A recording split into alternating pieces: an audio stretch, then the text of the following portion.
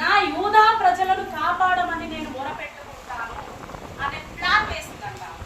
అందుకే ఆమె ఏం చేసిందంట, ఇలా ఉన్న ఆమె ఇట్లయిపోయింది. ఎట్లయిపోయింది? ఆమె నలగొట్టబడుతుంది. నలగొట్టబడిన తర్వాత ఆమె నిలబడతా. హల్లెలూయా. నలగొట్టబడిన తర్వాత ఆమె నిలబడ్డదా లేదా అనేది బైబిల్ వాక్యం సెలవిస్తూ ఉంటది. మనకు కూడా చాలా శ్రమలు వస్తుంటాయి, శోధనలు వస్తుంటాయి. ఎందుకు ప్రభా ఇలా ఉన్న నన్ను ఇలా చేశావు అని మనం అడుగుతూ ఉంటాం, అవునా కాదు?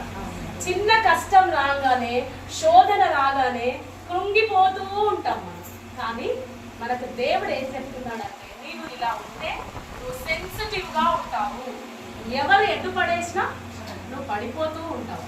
నిన్ను నీవు నలగొట్టుకున్నప్పుడు మాత్రమే నీవు నిలబడగలవు. హల్లెలూయా. ఎందుకు మనకు శ్రమలు వస్తాయి చెప్పండి? మనము నిలబడడానికి మనకు